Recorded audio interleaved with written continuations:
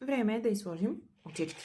Аз използвам ето такива безопасни очички с винче, които се поставят много лесно. Сега ще ви покажа как. Избирам някакъв подходящ размер, иначе имам всякакви варианти.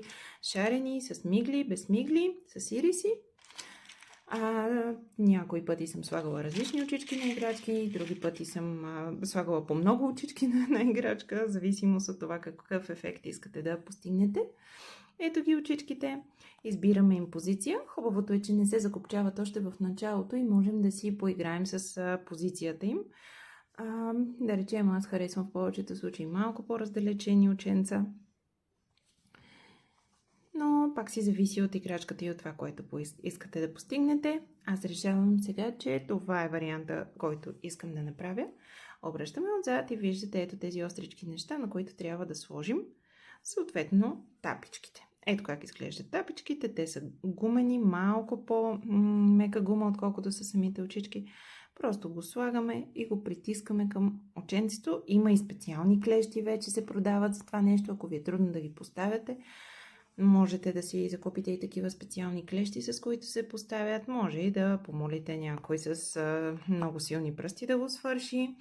Ето как изглежда от вътрешната страна. Виждате, тези тапички всъщност се законтрят за оченцето. Има колеги, които горят от вътрешната страна, тази черната част, за да я стопят и да я притиснат и да е още по-безопасно. На мен, честно казано, не ми се е случвало на плетена играчка тези да изкочат по този начин, така че не виждам много смисъл да ги горя. Но ето нашите оченца вече са поставени и нашата ягодка вече гледка. Сега нещото, което аз бих искала да направя е да й постави едни розови бузи. Сега ще ви покажа как ще го направя следното нещо. С един малко по-розов конец, който ще си вдена в една голяма игла.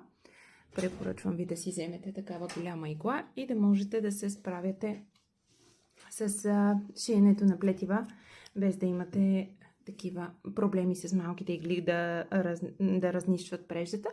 И така, това, което аз правя, започвам от вътрешната, от опаковата страна, прокарвам си конеца и ето по този начин два пъти минавам под оченцата. Така. Същото ще направя и от другата страна. Ето така, стават много симпатични бузки, розовки. Така. Ето, виждате колко миличко се получава. Така. Ето го. Ако искате, можете да добавите усмивка, носленце, веждички, мигли, каквото пожелаете, можете да добавите. Тук по същия начин с конец и игла можете да бродирате всичко. Нещото, което аз правя от вътрешната страна, хващам си двата конеца. Този ми е началния конец и този, с който завърших. И просто ги връзвам здраво няколко пъти, като внимавам, разбира се, да не ги стегна толкова много, че отпред положението да се сбръчка.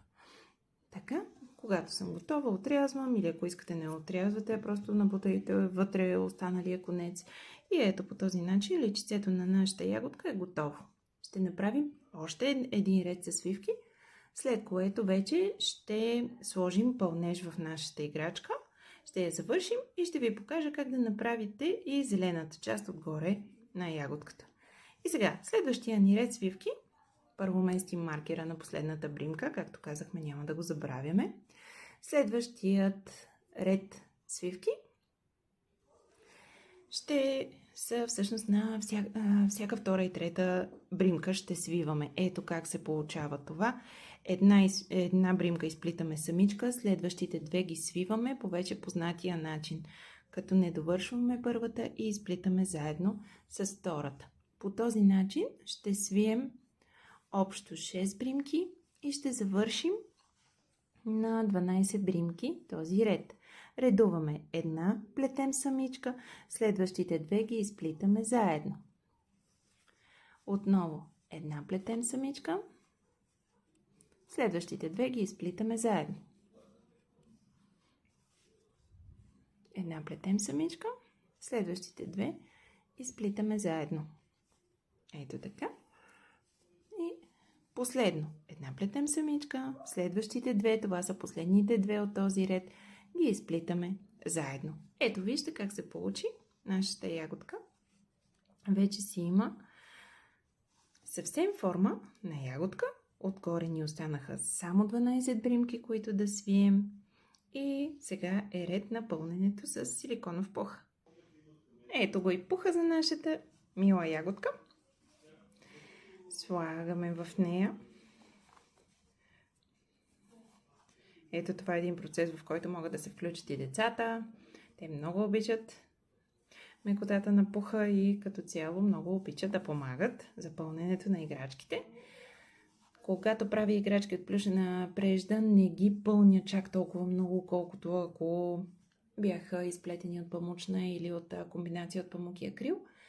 Просто защото плюшът има по-широки бримки, понякога е възможно твърде много да се опъне, а и те са си мекички от самата плюшена прежда, но все пак гледаме да я напълним хубаво, да няма места, където не държи формата, да се поопънат бримките, но не твърде много, нали? Не искаме пухът да прозира от външната страна и да се виждат нашите тайни от другите хора. Така, сега, ето е нашата ягодка, виждате как има равномерна форма, понапълнили сме я добре и сега ни остава последният ред свивки, който ще направим, за да можем да я завършим и да не стои така с отворче. Това, което ще направим е просто да свием всички бримки една след друга. Как ще го направим това? Просто започваме две по две да правим свивки и да ги изплитаме заедно. Ето ги първата и втората изплетени заедно. Ето ги следващите бримки. По технологията, която вече ви показах, мушкаме в първата, мушкаме във втората и чак след това изплитаме двете заедно. По този начин правим общо 6 свивки. Ако съвсем не искате да остава отворче, може накрая да го завършите с игла, но понеже ние ще слагаме зелената част, можем и да рискуваме с едно и такова мъничко отворче. Това, което правя накрая обикновено е да направя една залепена бримка и тук вече спокойничко можем да си отрежем преждата. Изтегляме ето по този начин от последната бримка. Стягаме лекичко, като внимаваме да не скъсаме преждата.